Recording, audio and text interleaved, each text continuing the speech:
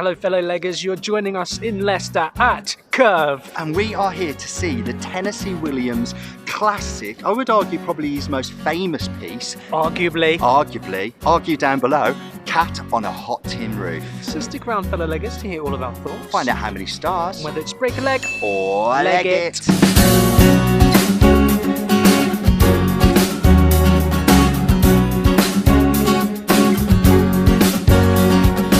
Don't argue down there. It's not a nice thing to do, argue, but share your opinions. Yeah, what is Tennessee Williams' most famous piece in your opinion? What have you enjoyed the most? Yeah, what have you enjoyed the most? That's a good point as well, because popularity doesn't necessarily equal the best of something, does it? Well, let's see what we think about this one. Let's see what we think about this production. Now, It's interesting to note that this is a co-production that's going on a sort of small tour around the UK. It's a co-production between Curve Leicester, also Liverpool Everyman and Playhouse Theatre, and the English Touring Theatre, supported by a grant funding from the Royal Theatrical Support Trust. Now, you might be wondering, why are you telling us all that, Simon? Right. It's important because the director of this production is a new and upcoming director, Anthony Almeida, who won the 2019 Royal Theatrical Support Trust Award, the Sir Peter Hall Directors Award to be factful, best director sort of. He got that award. Congratulations, Anthony Almeida. So, okay. But not at the Almeida today. We're not at the Almeida, but okay. That'd be great to see him at the Almeida, wouldn't it? Anyway. Almeida does the Almeida. What is Cat on a Hot Tin Roof? Do you remember anything about it? We've previously seen a production in the West End. We saw the West End production where he got naked and then they did a live production. Jack O'Connell played the character of Brick. It's because you mentioned naked, I'm sorry. And Siena Miller played the role of Maggie in that production. What do you remember about it? Nothing for me. I just remember it being quite stylized. Yeah, nothing for me. I'm interested because... I remember somebody going on, actually. That's the one thing that stood out. Someone went on as an understudy, they hadn't rehearsed it, and they were brilliant. That's all I remember. Was that Monica Dolan? Maybe. But anyway, what you don't remember it, and that's the thing, we didn't enjoy that production all that much, but the core story, it's a family drama themed around husband and wife, Maggie and Brick Pollitt.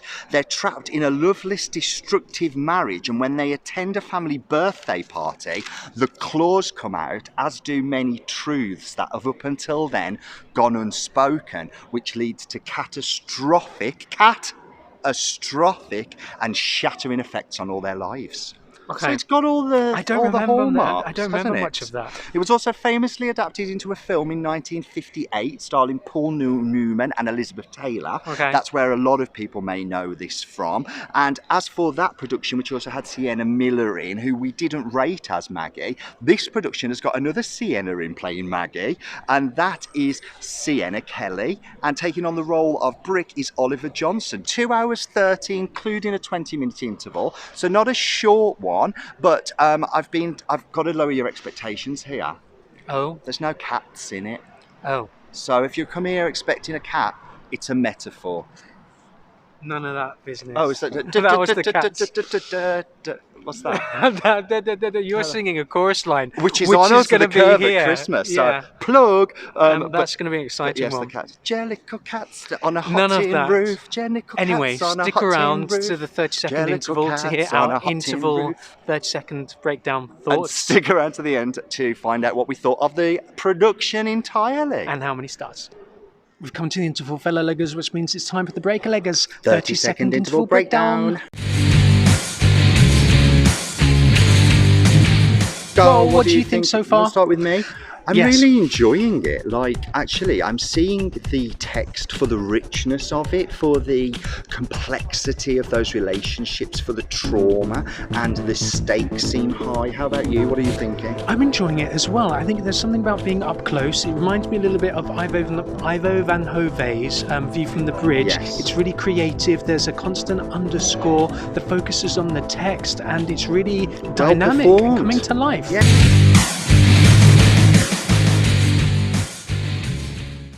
Fellow leggers, we've come to the end of Cat on the Hot Tin Roof. And do you know what? it goes to show it's night and day. You can have a bad experience with a piece of text. For some reason it doesn't land to you, and it's all in the production. I would say this is like Shakespeare for me. You know, when it's rammed down your throat at school, and then you see a really awful production of it, And you it think puts you off. you think you hate Shakespeare. And you think, what's the big deal? Yeah, like, These I Tennessee never got Williams, it. Cat on a Hot Tin Roof. Like, what's seen his it, legacy? yeah. Why is he so great? Why is he Blah, considered to blah, be the best? blah. And do you know what? I get it. I suddenly get it, and It's that really is good, wasn't the it? Wasn't it strength. good? It was so good. It was That's the directed really well as strength well. of the performances and in the direction And the piece. and working with the that core text, material. bringing the juice, almost squeezing the juice out of that text. And I felt like the director and this cast did just that. And it was a thrill. It was a shot of liquor. It was the liquor I needed.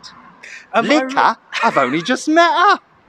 It was a really, really good piece of all the things you said. I can't comment anymore. I really enjoyed it as well. I came into it, we've seen it before, and I can't remember anything about it. It really stood out in terms of the direction. The direction amplified the key relationships. It held the narrative together. I was like, okay, but really creative as well. Yeah. Like, I really enjoyed it. I would almost go back and see this production again. I would because I too. enjoyed it so much. Some stellar performances. Stellar performances. I tell you. Stunning Can we talk about performances. cast? Because we can talk about cast. I just really wanted to say about if you had to summarise what you've just seen in this production and the piece in 3 words, what would you say? I don't know. What would you say first? I'm not good on the spot. I'd say dynamic. I would say thrilling, like adrenaline pumping thrills is what I would say. And I would say risky. It felt risky. I'd say complex, intense, and painful. Painful because the relationships, the characters are so fractured, and they're so harsh strokes. They're really harsh strokes of like really sexy, really. You play damage. You play sexy. You play vulnerable. No subtlety, but total subtlety. Yeah. It's like, and it just really. I love that extreme clash of characters. In like rhymes and riddles, you get but you're this absolutely in Chekhov right. as well, when it's just real strong. Tennessee characters. Williams is a genius, and that's what we've learned tonight, I think. So they're the 3 words. Let's talk about the Big Daddy, Peter Forbes. I thought it was fantastic. Let's go in at the top. Brilliantly cast. Fantastic is Brilliant an actor. understatement. Never heard of him before. Normally, I mean, I'll him. look through his credits, and do you know what? We've probably seen him. He was in Follies at the Nash, Afterlife at the Nash, which we just saw not long ago. So we've seen You say him. we don't know him. We've seen a lot of what he's done, but I will remember him in this. Absolutely. Such a memorable, strong, powerful performance. Best Supporting Actor, Break a Leggers Award for Best Supporting Actor nomination. Boom, there you Incredible go. In terms work of holding that from second Peter act. Forbes. Absolutely. And the desperation in the man, and the fear, and he is slighted by the whole family, and I felt his rage tonight. Lovely. He's just not a nice guy as well, Yeah. but such care. And you think, why? Why would this such broad stroke in terms of who you like and who you don't? The tragedy in the piece. If you know, you know. Now, let's talk about Teresa Banham as Big Mama. She was brilliant as well. Oh my goodness, so reserved, so held, and it's fantastic. And I would say if there was Captivating. any subtlety in any of the performances, and doesn't seem to me that Tennessee writes subtlety, but with her, there was a slow boil I didn't feel with all of them, coming on and being very underplayed to begin with, but this bubbling, it was almost like I didn't realise the ability of that actor, and I didn't realise the motive of that character until we went on the journey. It was not clear to begin with. Beautifully played by Teresa Banham. Let's talk about Sam Alexander in the role of Gooper, the older brother who's always felt second best. I thought it was great. He got kind of like a bit of a Mr. Cellophane. In the background, some really beautiful directorial moments where he's just eating the cake on the side at one point, which is just beautiful. It is beautiful. Like visually, there's some really fantastically stunning visual moments. Like you could take tableaus, you could just take shots. The production shots for this are going to be beautiful. It could be stellar. Yeah, it's like, whoa, they could. And a lot of that is in the lighting, I would say, and particularly in those moments of stillness and non-action. The lighting speaks. It's loud. I don't know how to explain it apart from it's loud. And that is, we've got Joshua Gadsby on lighting design. As we've kind of taken a bit of a detour from the cast, we should mention the sound as well. This continuous underscore. Giles Thomas as composer and sound designer. Kind of haunting notes that are just there constantly. Really added to the atmosphere and the tension and the grip. I would say some lesser characters. Suzette Llewellyn as Dr. Bow, who only comes into her own in the at sort of the last third of the final act. Yes. But very, very well played. And you sort of asked the question, what's she there for a lot of it? Because she doesn't get lines, she doesn't get to, but she earned her place, I felt, by the end. Absolutely earned her place. Yeah, absolutely. And Minal Patel as Reverend Tucker. Okay. Brilliant also. Let's talk about Shania Raffat in the role of May. She was great. Again, came into her own in that final Tennessee act. Williams writes well for women, and women of strength with, I'm thinking Streetcar Named Desire. That's Tennessee Williams. He gives the strength to the women. He always sees the men as weak. Yes. And it's like the women are the power driving force. Absolutely. He gets that brilliant, which for the time must have been, a groundbreaking. Absolutely. 1955. This premiered. He wrote it in 1953. Different world back then, but I thought the role of May was beautifully played by Shania, and sort of, like I say, felt like the woman with the woman who wore the trousers. Yeah. In those old-fashioned terms. And let's then talk about the two leads. Let's talk about Oliver Johnston in the role of we're Brick. backloading this, aren't we? Yeah, he well, was we've great. done the build. I'm on screen, on the stage throughout the whole piece as a constant. And I believed what he was doing. It wasn't too much. It was just enough. Could not take my eyes off him, is what I would say. Even in those moments where he wasn't featured, he drew the eye to himself, not to take shine from the stage, but to amplify what was going on the stage. And I think that is a massive skill to how do you draw focus, pull us into the piece, but not steal the limelight. Oliver did that beautifully. I would say best actor in a play. Boom. Breaker Leggers Awards 2021-2, wherever this takes us. Played the tragedy, played the kind of standing up to his dad. Vulnerability, played the alcohol.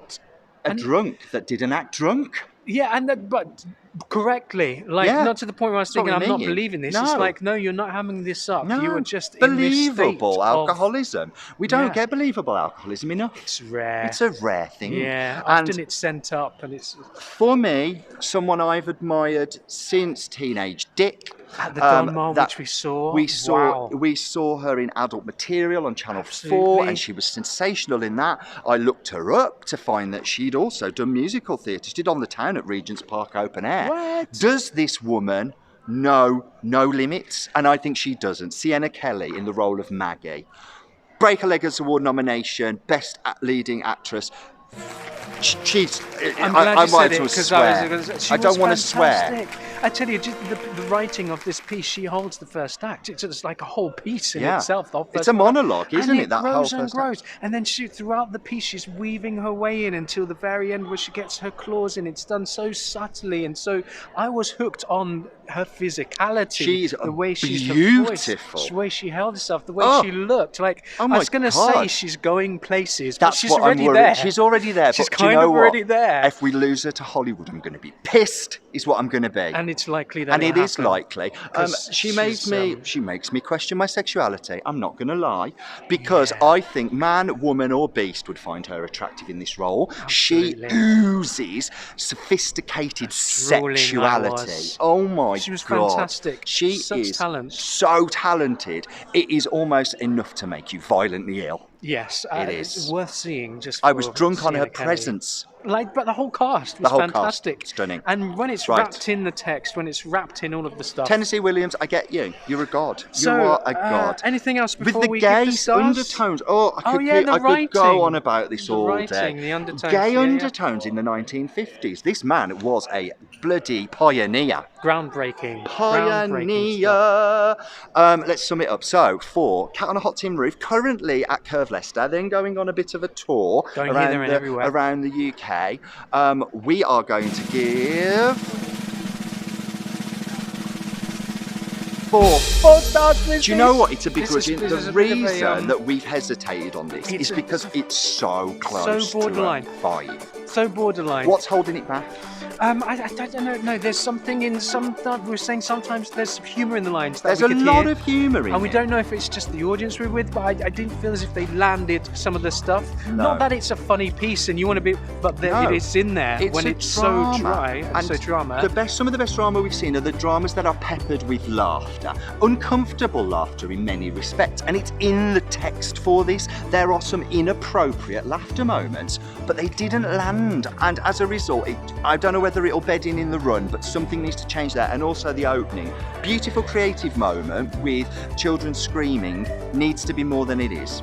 Yeah, kind So of let's a see bit if that jagged. lasts past That's press almost a night. bit funny, but for the wrong reason. But Yeah. we'll see what happens. We'll see what happens. So, But hey, that's totally what I think. It's I what get I it. Camera think. Hot Tin Roof. Okay. what do you I'll think? be Have coming you back to seen see a a production of this production. before? We want to know, and we want to know where you're catching this, because we are sending you guys. Go and see Should Cat see on the it. Hot Tin Roof. If you This think is you a don't like director to Tennessee watch. Williams, you might prove yourself wrong, like we did. Director to watch, cast to watch. Yeah, we're the- in the future as well. We're the Breaker Leggers. And we'll catch you again soon. We've gone orange. We have. Bye. Bye. Quite like that though. It makes me look tan.